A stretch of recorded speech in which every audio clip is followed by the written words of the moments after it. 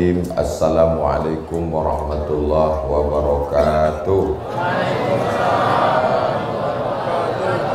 Alhamdulillah wassalatu wassalamu ala Rasulillah wa ala alihi wa sahbihi wa man tabi'ahu wa mawalah.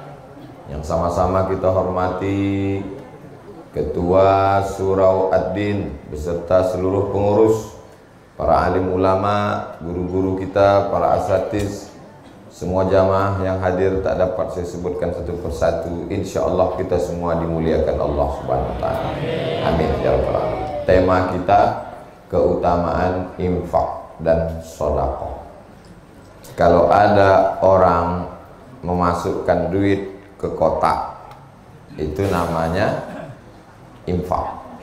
Kalau ada orang melihat kotak itu dengan senyum, itu namanya sedekah. Karena sedekah itu umum. Likulli sulama minkum sedekah. Setiap tulang-tulang sendi ini sedekah. Pergi dia ke Surau Ad-Din, ditengoknya sendal-sendal itu kacau balau, lintang pukang, tunggang langgang, macam Ukraina diserang Rusia. Disusunnya rapi. Itu infak apa sedekah? Sedekah. Pergi dia ke Surau Ad-Din, ditengoknya habis kena hujan tenda-tenda, lalu diluruskannya lagi, dibersihkannya lagi. Itu infak apa sedekah? Itu namanya sedekah. Dia tak bisa membantu, sudah tua, tapi dia masih bisa memberikan semangat. Anak-anak muda, kalian semangat ya. Itu infak apa sedekah? Sedekah. Makanya kata Nabi, tabassumika fi wajhi akhika sedekah. Senyummu ke wajah saudaramu itu adalah sedekah. Sedangkan infak, wa anfiqu min thayyibati ma kasabtum. Berinfaklah kamu hasil usaha. Ngasih duit itu infak. Ngasih air putih itu namanya infak. Mengasih kue itu infak. Bentar lagi kue datang. Kalau benda dia dalam bentuk materi itu infak. Kalau bendanya tidak hilang-hilang sampai hari kiamat, itu namanya wakaf. Misalnya ngasih tanah, apakah hilang tanah Surau Ad-Din ini? Tak hilang. Ada yang makan tanah sini? Tak ada. Tanah Surau Ad-Din tak hilang sampai hari kiamat. Itu namanya wakaf. Wakaf tidak boleh hilang. Makanya tidak bisa wakaf lilin. Saya wakafkan lilin ini, tak bisa. Karena lilin setelah dibakar hilang. Tiang ini infak atau wakaf? Wakaf. Tiang ini tak boleh hilang. Andai Surau Ad-Din ini 20 tahun lagi berubah menjadi Masjid Ad-Din 10 lantai, maka tiangnya ini tak boleh hilang. Tiangnya ditumbangkan, tetap dijadikan lantai pondasi dasar. Tak boleh hilang tiang, karena dia wakaf. Orang dulu menyerahkan duit ke Surau Ad-Din ini, akadnya adalah wakaf. Barang wakaf tak boleh hilang. Jadi kalau ada renovasi masjid, semua yang ada di masjid itu mesti balik. Andai terpaksa mesti dijual, duitnya tetap balik lagi ke masjid. Tak boleh hilang. Ini diantara perbedaan antara wakaf, infak, sedekah. Kalau zakat Pak Ustaz, kalau zakat wajib. Infak, wakaf, sedekah itu sunnah. Kalau zakat dia wajib dan ada haulnya setahun sekali dan ada nisabnya, ada batasnya. Kalau zakat, wakaf, infak tak ada batasnya. Misalnya punya kambing 40 ekor, maka dikeluarkan zakatnya 1 kambing. Punya onta 5 ekor, dikeluarkan zakatnya 1 kambing. Punya emas 85 gram, dikeluarkan zakatnya 2,5%. Katanya ada emas yang tak dizakati Pak Ustadz. Ada, Mas Parno, Mas Paijo. Mohon maaf Mas Nyantis. Nah, inilah dia 4 yang mesti dibedakan: zakat, wakaf, infak, sedekah. Jadi nanti kalau anak ibu, anak bapak bertanya, mak ya, apa beda zakat, wakaf, infak, sedekah? Udah dijelaskan Ustaz Somad itu tadi, cuman aku tak bisa ngulangnya lagi, tak apa-apa kata dia. Aku tadi tak dapat tempat duduk, jadi itu aku pikirkan semuanya. Mudah-mudahan semua kita ini selalu dalam rahmat Allah SWT. Keutamaan infak dan sedekah. 1. As-sadaqatu tadfa'ul bala. Sedekah menolak bala. Andai kita ditakdirkan hari ini menabrak seekor ayam, tertulis di Lauhil Mahfuz, hari ini, hari apa ini? Hari Sabtu, bahwa kamu dalam perjalanan ke Concong menabrak seekor ayam, lalu kemudian bersedekah, maka dihapus, tak jadi menabrak ayam. Janji Allah SWT. Disampaikan Nabi Muhammad SAW, as-sadaqatu tadfa'ul bala. Makanya orang tua-tua kita dulu selalu mengatakan sedekah tolak bala. Makanya kalau udah sedekah tolak bala, makan aja. Ada daging kambing, makan, karena itu tolak bala. Dan kabarnya kambing di tembilahan ini tidak mengandung kolesterol, karena kambing di sini mengandung anak kambing.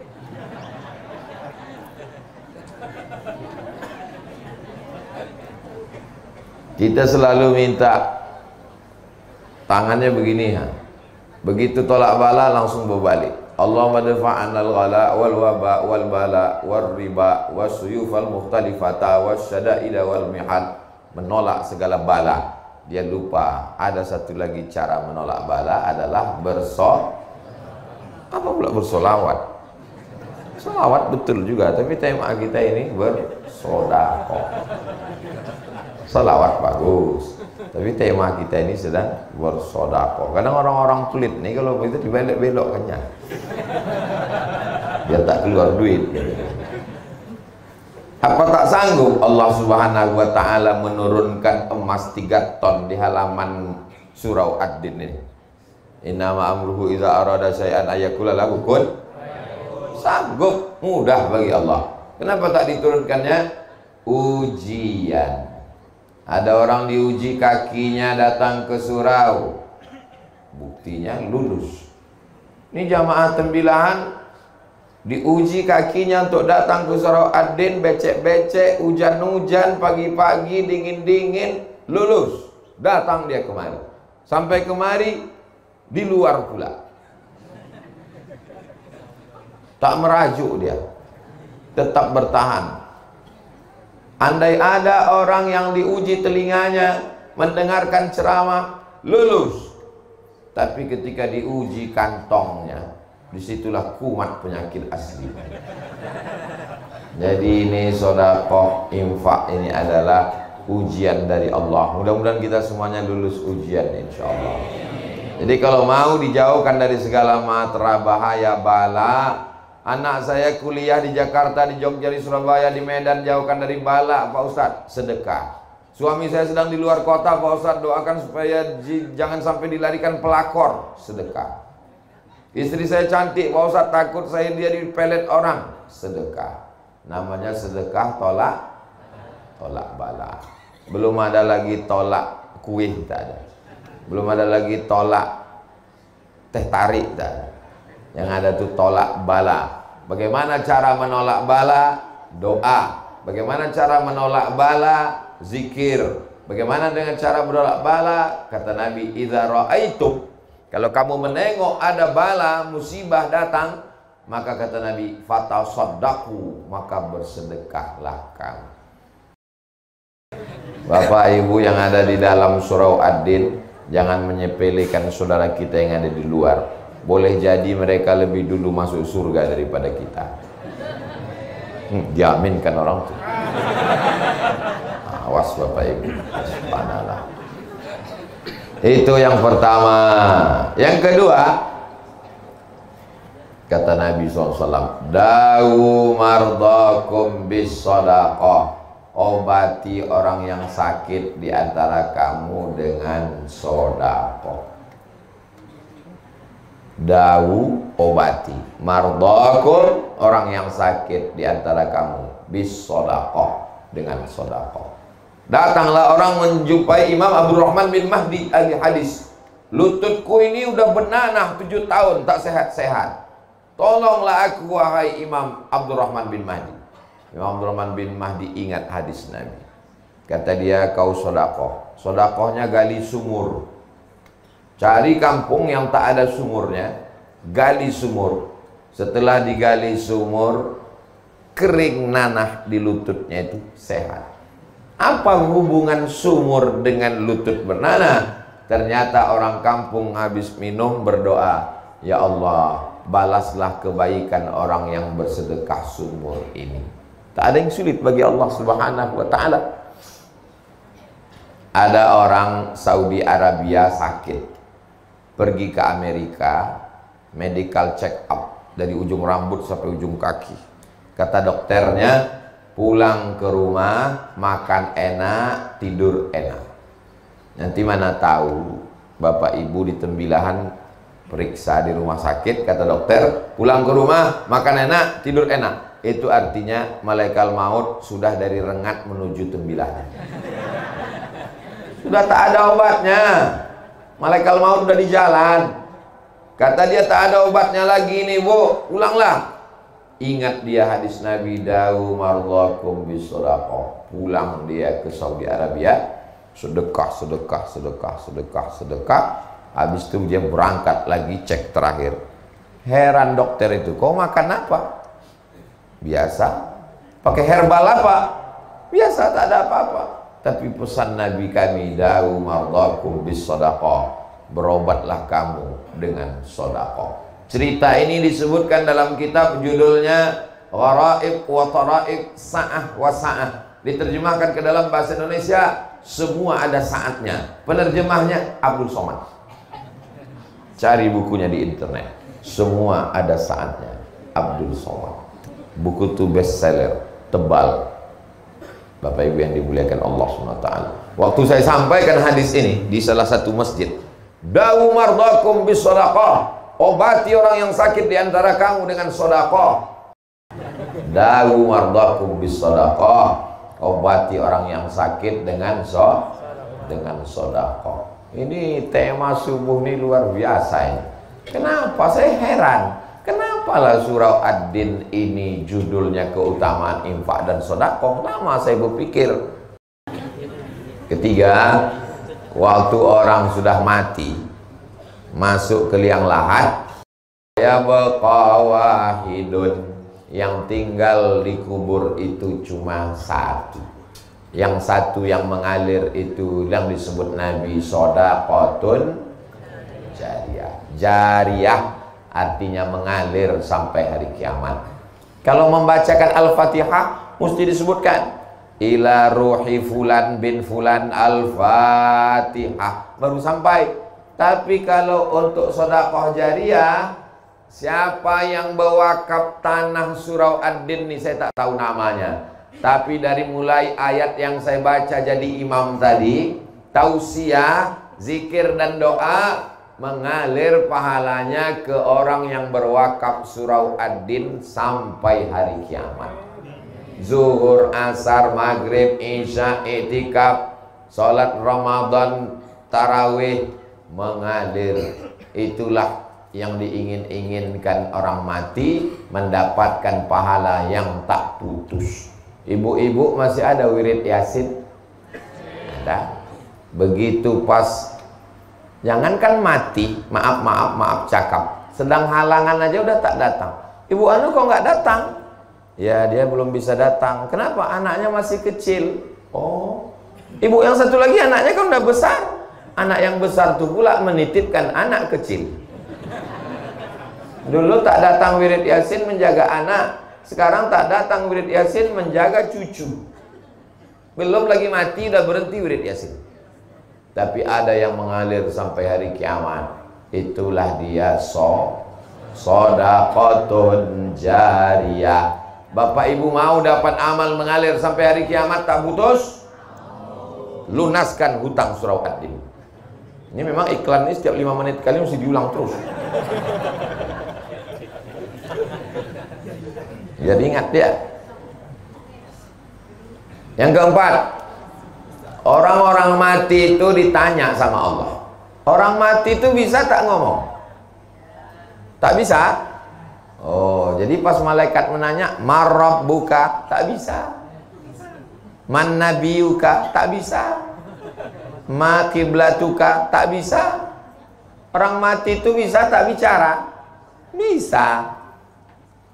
Orang-orang mati itu ditanya Allah Subhanahu wa ta'ala, "Hei mayat-mayat, jenazah-jenazah, maukah kalian hidup lagi?"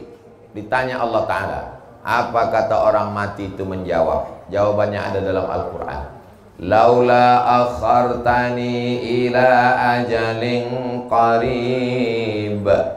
Tolonglah kasih aku hidup walaupun semenit saja. Kalau ku kasih kau hidup semenit, kau mau apa jenazah? Apa kata jenazah? "Fa asaddaqa wa akum minas salihin." Ternyata jenazah itu jawabannya satu. Kalau kau kasih aku hidup ya Allah, aku mau bersedekah.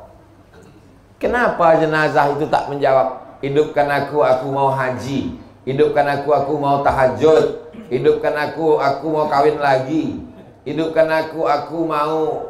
Kenapa dia mau sedekah? Dikaji oleh para ulama. Karena pahala yang langsung mengalir ke kubur adalah pahala sedekah. Begitu meninggal, langsung mengalir kerannya ke kubur liang lahat.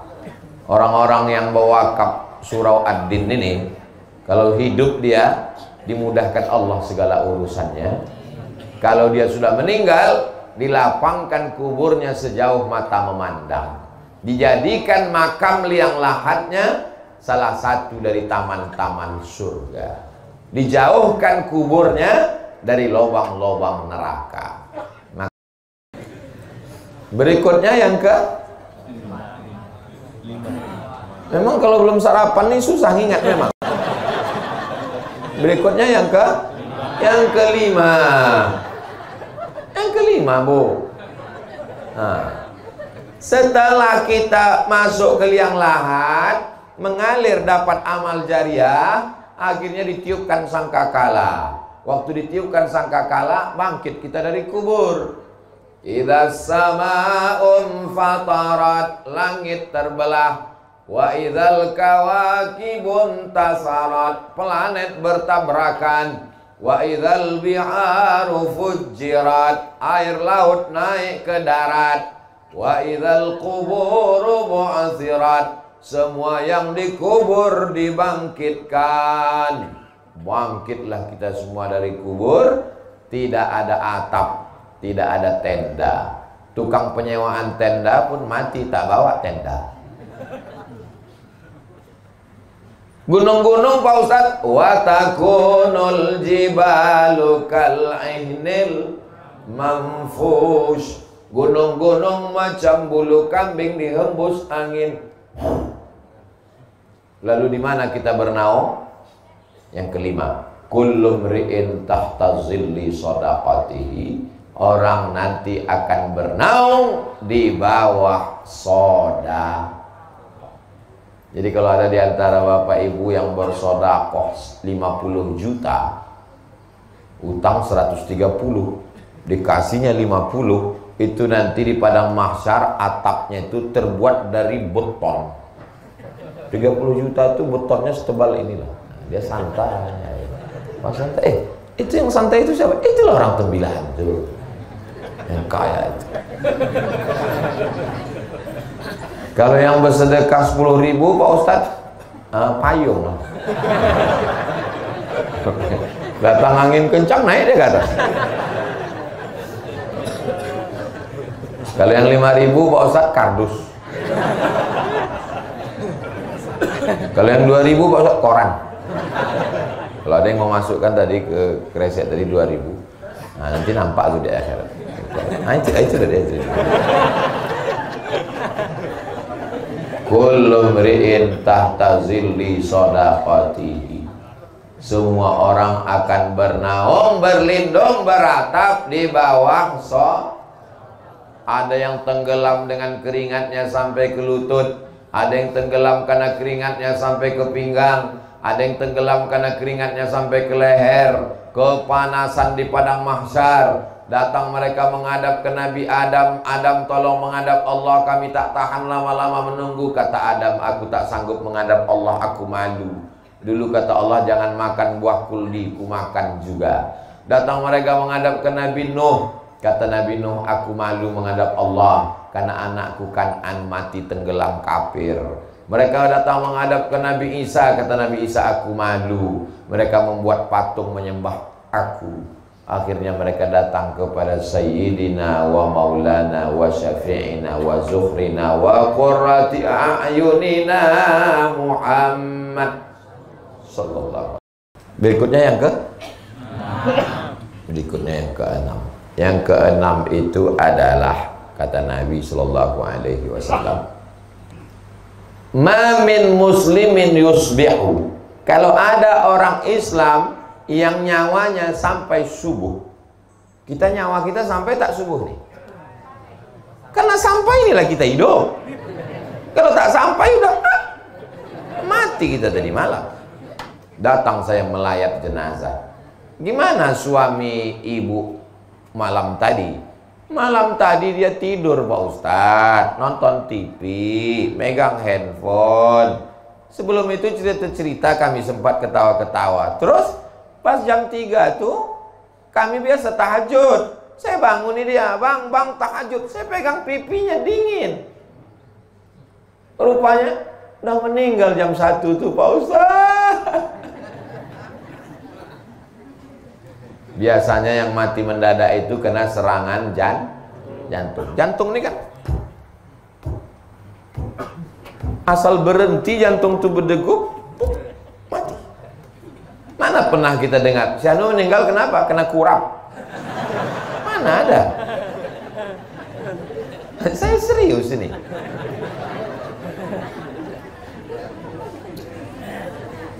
Orang mati karena jantung berhenti berdetak. Kalau jantung berhenti berdetak, darah tak mengalir. Kalau darah tak mengalir ke otak, semua organ tubuh ini mati.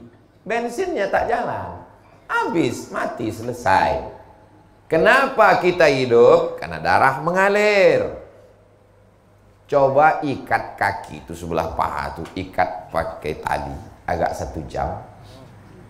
Habis itu coba rasakan ujung kaki. Ada rasanya? Tak ada. Mati rasa.